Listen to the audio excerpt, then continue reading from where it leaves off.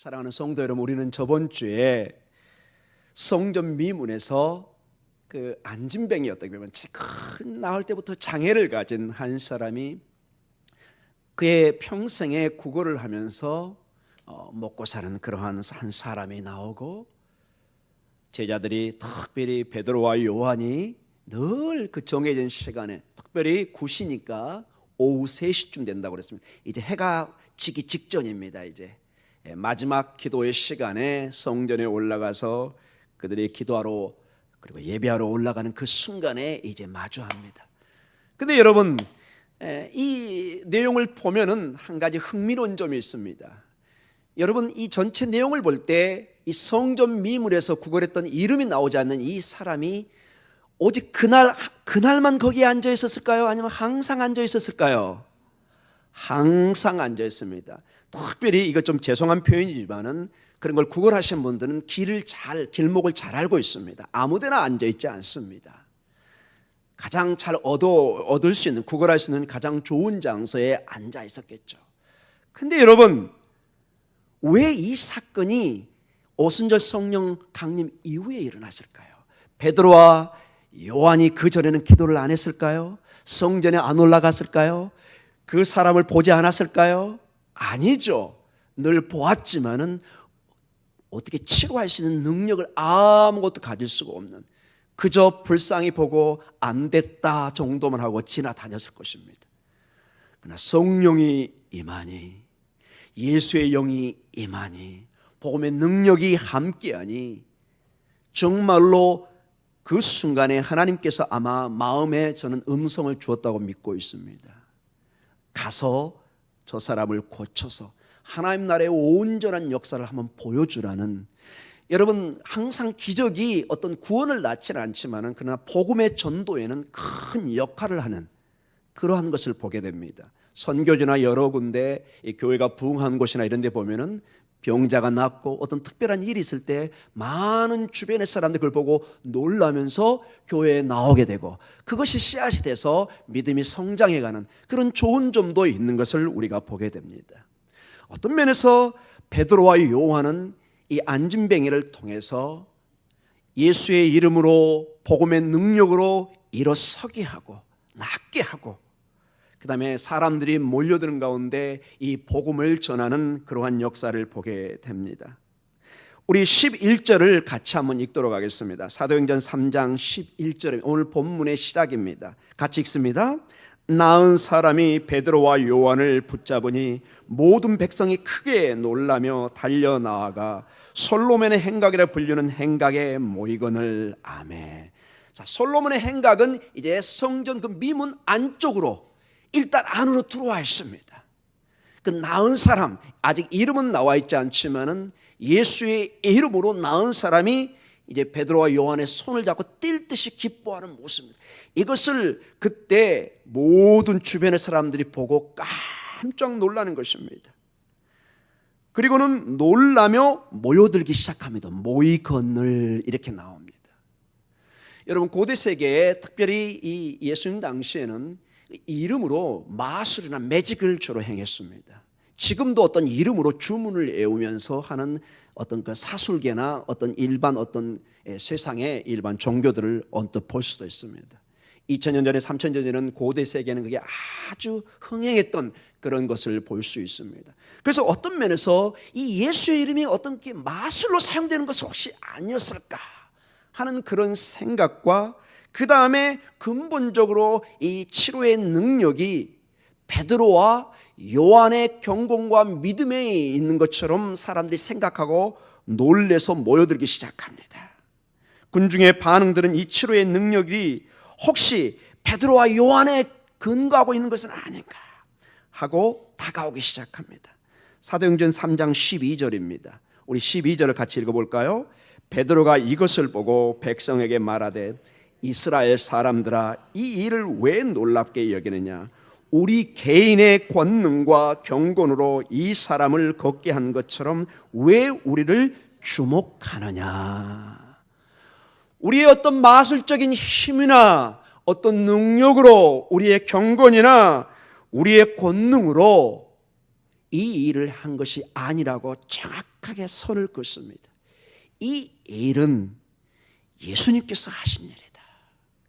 예수 그리스도, 그분이 어떤 분인가 이제 사도 베드로가 이 12절 13절 이후에 설명을 합니다.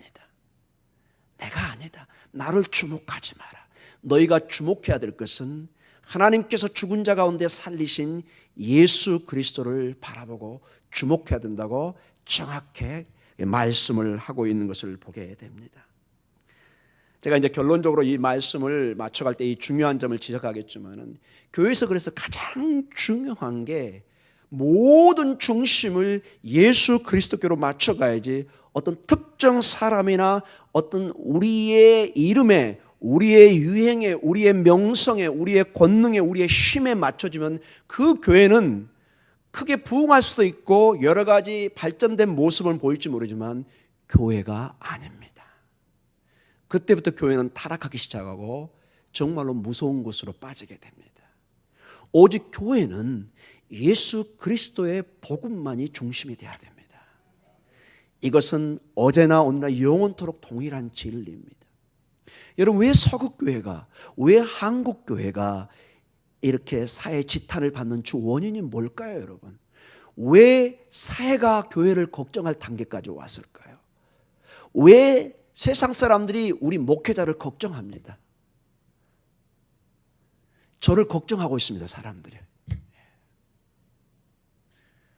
그리고 요즘 가나안 교회가 있으면 전부 다 그걸 반대로 씁니다. 안 나가 교회, 이런 식으로.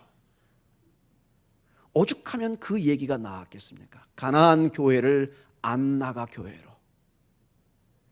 여러분, 가만히 봐보십시오. 핵심에 우리가 예수의 이름을 부른 것 같지만 깊은 내면의 우리의 중심이 사랑 중심으로 빠져들기 시작합니다. 여기 봐보세요. 베드로, 요한, 사도, 우리 사도 막 군중이 모입니다. 여러분, 이걸 싫어할 사람이 많지 않습니다. 누구든지 자기를 좋아하고 떠받치는데 누가 그걸 싫어하겠습니까? 그러나 세상은 그건 문제가 안 될지 모르지만 이 교회는 사람에게 모이기 시작하면 굉장히 위험하다는 것입니다. 복음, 오직 예수 그리스도로 빨리 방향을 돌려줘야 됩니다. 저는 아닙니다. 저에게 주목하지 마십시오. 나는 사실 아무 능력이 없습니다. 나는 아무런 내 경건의 능력이나 내 어떤 권능으로 이 일을 한 것이 아니라, 그래서 우리 이 12절을 다시 한번 봐보십시오, 여러분. 베드로가 이것을 보고 백성에게 말하되 이스라엘 사람들아, 이 일을 왜 놀랍게 여기느냐? 우리 개인의 권능과 경건으로 이 사람을 걷게 한 것처럼 왜 우리를 주목하느냐? 아니라는 것입니다. 사랑하는 성도 여러분, 그러면서 베드로는 다음과 같은 내용으로 온 백성들의 방향을 돌리기를 원합니다. 우리 13절입니다. 같이 읽습니다. 아브라함과 이삭과 야곱의 하나님, 곧 우리 조상의 하나님이 그의 종 예수를 영화롭게 하셨느니라. 너희가 그를 넘겨주고 빌라도가 놓아주기로 계류한 것을 너희가 그 앞에서 거부하였으니. 아멘. 자, 여기 갑자기 아브라함과 이삭과 야곱의 하나님, 곧 우리 조상의 하나님이라는 독특한 표현이 나옵니다. 이건 아무데나 쓸 수 있는 내용이 아닙니다. 왜 베드로는 이러한 모든 유대인들이, 이스라엘 백성이면 금방 알 수 있는 이런 표현을 가지고 왔을까요? 먼저 이 표현은 하나님께서 모세를 떨기나무 아래에서 부르실 때 하셨던 전형적인 말씀입니다. 출애굽기 3장 6절에 이 표현이 거의 정확하게 같이 나오고 있습니다. 출애굽기 3장 6절입니다. 같이 읽습니다. 또 이르시되 나는 네 조상의 하나님이니 아브라함의 하나님, 이삭의 하나님, 야곱의 하나님이니라. 모세가 하나님 배웠기를 두려워하여 얼굴을 가리매. 아멘.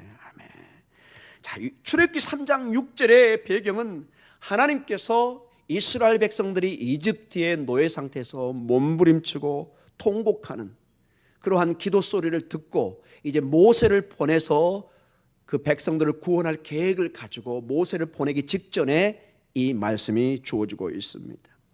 즉 전반적으로 출애굽의 배경입니다. 유월절 사건을 통해서 하나님의 구원의 역사, 회복의 역사, 치료의 역사, 하나님의 놀라운 승리의 역사가 그려지는 것이 바로 이 출애굽기 3장 4장 이후로 전체에 주어지는 말씀입니다. 사랑하는 성도 여러분, 왜 베드로가 이 말씀을 지금 주고 있을까요? 백성들에게 얘기합니다. 이스라엘 백성들에게는 출애굽의 사건은 전무후무한 사건입니다. 하나님의 구원을 무엇으로 표현할 수 있느냐? 출애굽입니다. 출애굽을 보라. 이 유월절의 사건은 이스라엘 백성들의 역사에 그 누구도 잊어버릴 수 없는 가장 강력한 모습으로 역사의 한 증거로 드러났던 사건입니다. 그런데 마치 오늘 모세처럼 불타는 떨기나무 앞에서 엄청난 일이 벌어지는 것을 보는 것 같이 오늘 예수 그리스도 안에 이러한 놀라운 하나님의 구원의 역사가, 하나님의 출애굽의 역사가, 해방의 역사가, 치료의 역사가, 회복의 역사가 이루어지고 있다는 것입니다. 아브라함의 하나님, 이삭의 하나님, 야곱의 하나님, 수천 년 전에 그 하나님이 그 하나님으로 머물러 있는 것이 아니라 오늘 지금 역사하고 있다는 것입니다. 여러분, 이게 얼마나 중요한 내용입니까? 우리는 하나님이 막연히 멀리 있는, 때로는 하늘에만 계신, 우리의 가정에, 지금 내 기도에, 내 눈물에는 때로는 전혀 관여하지 않는, 하나님은 자꾸 멀리 볼 때가 너무나 많습니다. 왠지 모르게 나와는 좀 거리가 있는, 불러도 대답 없는 그런 존재처럼 보입니다. 그렇지 않다는 것입니다. 이 출애굽에 정말로 역사 가운데 행하셨던 그 하나님의 구원의 역사가 지금 제2의 모세인 예수 그리스도를 통해서 이 일이 이루어지고 있다는 것입니다. 그러니 나를 바라보지 말고 예수 그리스도를 바라보라는 것입니다. 마치 모세를 보내서 하나님이 이스라엘 백성을 구원했던 것처럼 이제는 아버지의 아들이신 예수 그리스도를 보내서 너희를 구원하고 치료하고 회복하는 역사를 이루고 있다는 것입니다. 모세를 통해서 새로운 하나님의 나라를 형성해 갔습니다. 이게 이스라엘의 역사입니다. 모세를 통해서 실질적으로 이스라엘의 백성이 구성이 됐습니다. 하나님의 말씀을 받고 이 구원된 백성이 약속의 땅에 들어간 것이 모든 이스라엘 백성이 한 표본이 되는 것입니다. 이제 제2의 모세, 아니 훨씬 더 크신 하나님의 아들이신 예수 그리스도를 통해서 새로운 하나님의 나라, 이 하나님의 나라는 모든 것이 회복되는 나라입니다. 예수 그리스도 안에서는 더 이상 안진뱅이도 눈먼 자도 병자가 존재할 수 없는 궁극적인 부활의 나라의 모든 것이 에덴 동산의 완전한 상태로 회복될 것을 지금 하나하나 한 예로 보여주고 있는 것입니다. 예수의 이름만으로도 안진뱅이가 일어나 걸어서 찬양하는 역사가 일어나고 있습니다. 이 일들이 이제 주님이 다시 오셨을 때 완전히 이루어지고 이것이 새하늘과 새 땅, 즉 창세기의 에덴 동산의 회복입니다. 에덴 동산의 모든 것이 완벽하게 창조되어 있습니다. 흠이 없습니다. 모든 것이 아름답고 하나님 보시기에 좋다고 7번 반복됩니다. 완전 숫자입니다. 창세기 1장을 보면 모든 것이 7로 구성되어 있습니다. 7의 개념으로. 즉 하나님이 완벽하게 하나님께서 완성을 한 모습을 보입니다. 이게 계시록의 모습입니다. 새하늘과 새 땅을 통해서 이 모든 것이 이루어지는 그 능력을, 그 치료를, 그 회복을, 그 구원을, 희망을 가져올 분이 예수 그리스도라는 것입니다. 그래서 여러분, 예수의 이름으로 기도한다는 것은 그 당시 일부 사람들이 착각하고 생각했던 어떤 매직, 마술적인 이름으로 사용하는 것이 아니라 사실은 예수의 이름으로 기도한다는 것은 예수님의 권능으로 기도한다는 것입니다. 예수님 그 자체에 힘이 있는 것입니다. 그 이름을 어떤 마술자처럼 막 중얼중얼해서 힘을 내는 것이 아니라 예수 그 자체에 생명이 있는 것입니다. 마치 제 이름이 김진학인데 그 이름 안에 어떤 생명이 있는 것이 아니라 김진학이란 실제 제 이 육체를 가진, 영육을 가진 이 사람 안에 생명이 있는 것입니다. 여러분 이해하시겠습니까? 이름과 제가 굉장히 가까이 있지만 때로는 분리할 수 있습니다. 종이로 쓸 수도 있고 제 이름의 힘을 발휘할 수 있습니다. 그러나 실체는 누구예요? 여기 서 있는 저입니다. 예수의 이름으로 기도하는 것, 깊은 내면에 예수님의 그 권능으로, 예수님 그 자체의 부활의 능력으로 기도하며 나아가는 것입니다. 사랑하는 성도 여러분, 계속해서 베드로는 예수님을 이렇게 소개합니다. 3장 13절을 다시 한번 읽어보도록 하겠습니다. 시작. 아브라함과 이삭과 야곱의 하나님 곧 우리 조상의 하나님이 그의 종 예수를 영화롭게 하셨느니라. 너희가 그를 넘겨주고 빌라도가 놓아주기로 결의한 것을 너희가 그 앞에서 거부하였으니. 자, 아브라함과 이삭과 야곱의 하나님 곧 우리 조상의 하나님, 출애굽의 하나님, 모세를 보내서 이스라엘을 구원했던 하나님. 자, 그 하나님이 오늘 그의 종 예수를 영화롭게 하셨다고 얘기합니다. 자, 예수님을 종의 개념으로 표현하고 있습니다. 무엇으로요? 종의 개념. 여기서 그의 종, the servant of Lord, 하나님의 종입니다. 이 종의 개념은 여기 전체적으로 보니까 이사야 53장의 내용에 성취인 것을 우리가 알 수가 있습니다. 이 내용을 들었던 조금만 고민하고 생각했던 사람이면 이 종의 개념이 바로 이사야에서 와 있던 유명한 예언의 말씀에 성취인 것을 보게 됩니다. 우리 이사야 53장 11절과 12절에 뭐라고 나와 있는지 한번 보도록 하겠습니다. 이사야 53장 11절에 12절입니다. 시작. 그가 자기 영혼에 수고한 것을 보고 만족하게 여길 것이라. 나의 의로운 종이 자기 지식으로 많은 사람을 의롭게 하며 또 그들의 죄악을 친히 담당하리로다. 그러므로 내가 그에게 존귀한 자와 함께 몫을 받게 하며 강한 자와 함께 탈취한 것을 나누게 하느니 이는 그가 자기 영혼을 버려 사망에 이르게 하며 범죄자 중 하나로 헤아림을 받았음이니라. 그러나 그가 많은 사람의 죄를 담당하며 범죄자를 위하여 기도하였느니라. 아멘. 특별히 이사야 53장은 그 고난의 종으로 우리가 유명한 말씀으로 읽고 있습니다. 가장 예수님을 구약에 정확하게 묘사하고 있는 고난의 종, 종의 개념이 가장 명확하게 나와 있는 본문으로 이해하고 있습니다.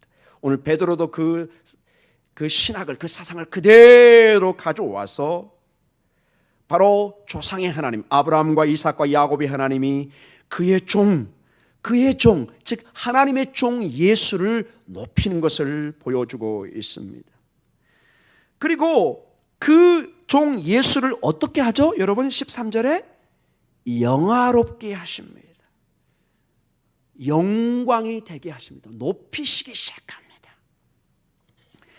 여기 13장 13절 중반에 그의 종 예수를 영화롭게 하셨으니, 하나님이 예수 그리스도를 영화롭게 하셨습니다. 왜 우리 교회는 모든 중심이 예수 그리스도로 끝날까요? 혹자는 얘기합니다. 왜 하나님 아버지가 아닙니까? 왜 성령님이 아닙니까? 저는 삼위일체 하나님을 강력하게 믿고 있고 이것을 부인하면 이단입니다. 삼위일체는 신비입니다. 모든 분이 다 하나님이십니다. 그러나 그분이 일체이십니다. 그러나 여기 이 본문을 통해서 보면은 하나님 아버지가 누구를 높이죠? 그의 아들을 높입니다. 그리고 우리에게 오신 그 성령 하나님께서 누구를 전하게 하시죠? 그의 아들 예수 그리스도를 전하게 합니다. 모든 초점이 이 예수 그리스도를 영화롭게 합니다. 이건 저희가 한 게 아니라 아버지의 계획이고 성경이 강조하는 것입니다.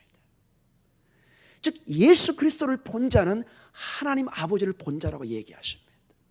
예수 그리스도를 믿는 자는 아버지의 나라에 들어갈 수 있다고 말씀하십니다. 아버지께서 그의 아들을 통해서 길이요 진리요 생명으로 만드셨습니다. 우리 성도님들의 고백처럼 우리는 아멘으로 받아들이는 것입니다. 이것이 신비고 인간적인 논리나 생각으로 도저히 판단할 수 없는, 이것은 오직 믿음으로만 우리가 받아들일 수 있는 놀라운 신비입니다. 그리고 3장 14절에 이렇게 나옵니다. 같이 읽을까요? 시작. 너희가 거룩하고 의로운 일을 거부하고 도리어 살인한 사람을 놓아주기를 구하여. 그들이 죽인 그 예수 그리스도가 거룩하고 의로운 이라는 것입니다. 즉 하나님의 완벽한 희생양이었다는 것입니다. 이 거룩하고 의로운 일을 통해서 하나님이 once for all, 한 번에 단번에 제사를 지내서 이제 예수 그리스도를 통해서 더 이상 우리는 제사를 드릴 필요가 없습니다. 물론 우리가 영적 예배를 드리지만 여기서 제사라는 것은 짐승을 잡아서 계속 구약의 그런 법처럼 제사를 드릴 필요가 전혀 없다는 것입니다. 왜냐? 이분이 하나님의 의를 만족하는 거룩한 분이요 의로운 분이기 때문에 그렇다고 말씀해 주고 있습니다. 계속해서 3장 15절에 우리 주님이 어떤 분인가로 기록되어 있습니다. 같이 읽습니다. 생명의 주를 죽였도다. 그러나 하나님이 죽은 자 가운데서 그를 살리셨으니 우리가 이 일의 증인이라. 아멘. 생명의 주입니다. 이 예수님이 다른 분이 아니라 생명입니다. 생명. 여러분, 이 미문에 앉아있는 이 안진뱅이가 나은 것은, 여러분, 치료되는 것은 언젠가 또 죽어야 됩니다. 아무리 건강한 사람도 이 육체는 늙어가게 되어 있고 썩게 되어 있고 병들게 되어 있고 언젠가는 죽게 되어 있습니다. 가장 중요한 것이 무엇이냐? 영원히 살 수 있는 영혼의 구원을 받는 것입니다. 생명을 얻는 것입니다. 그런데 그 생명의 근원이 예수 그리스도 안에 있는 것이 우리가 보게 됩니다. 생명의 주인이 예수님입니다. 생명의 주. 이걸 author of Lord란 말을 씁니다. 이걸 직역하면은 생명의 저자다 이렇게도 말할 수 있습니다. 여러분, 우리가 책을 딱 받으면은 우리가 주로 뭘 묻죠? 이 책의 저자가 누군가요? 이렇게 묻습니다. 이 책의 저자는 누군가요? 이 원어의 뜻 중에 하나가 생명의 저자입니다. 생명을 쓰는 사람이 누구냐?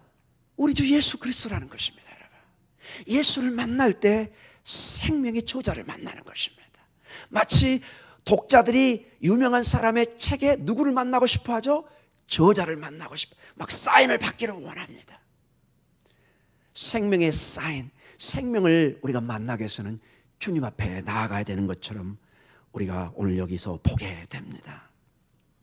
이 생명의 주님을 하나님이 죽은 자 가운데서 살리시는 이 역사를 보여주고 있습니다. 예수님은 죽음을 지나 부활의 생명으로 생명의 길을 인도하십니다.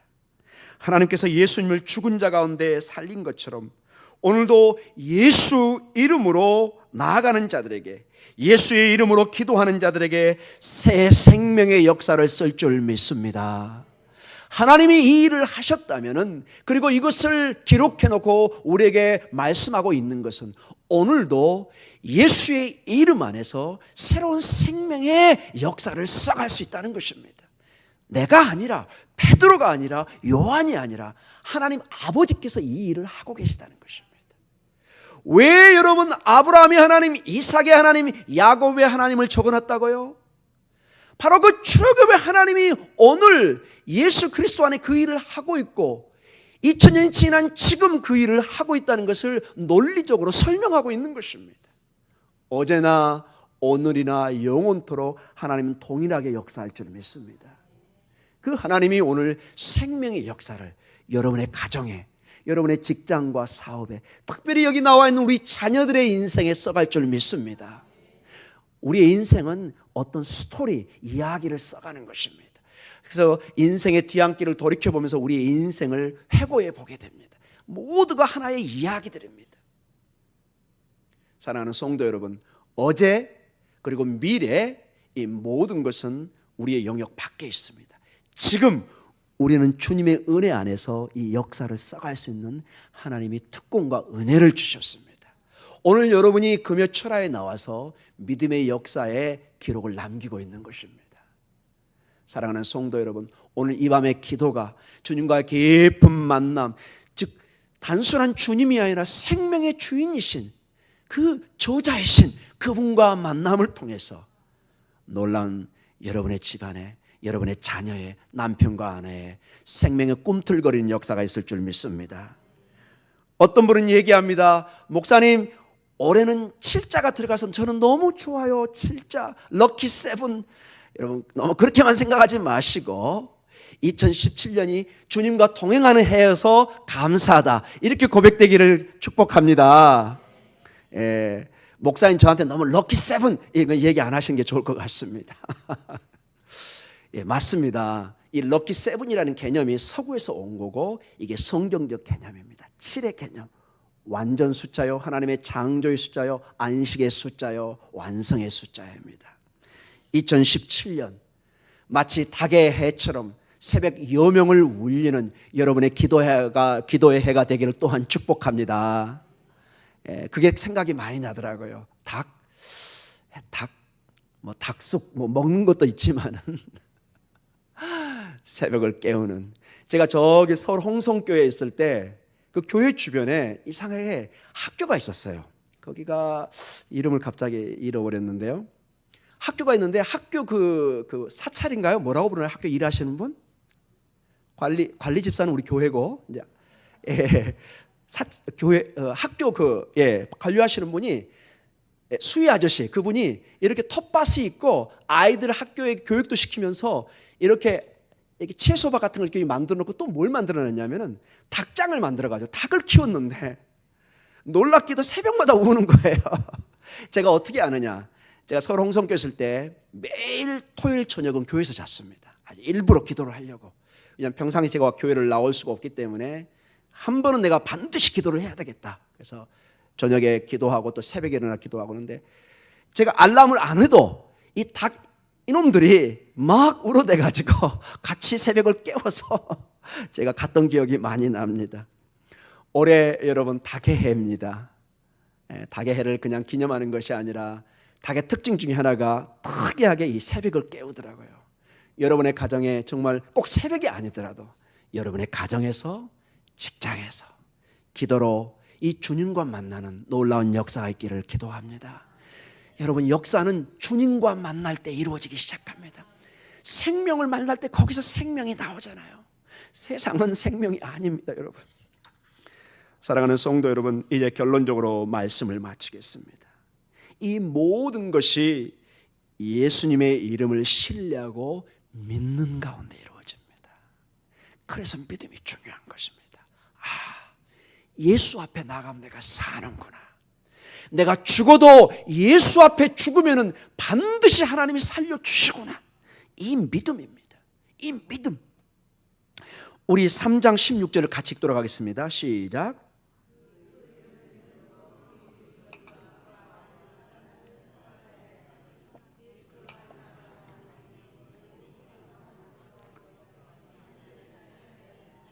아멘.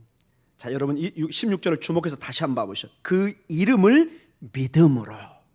그 이름이 너희가 보고 아는 이 사람을 성하게 하였느니라. 바로 그 믿음이 이 사람을 성하게 했다고 합니다.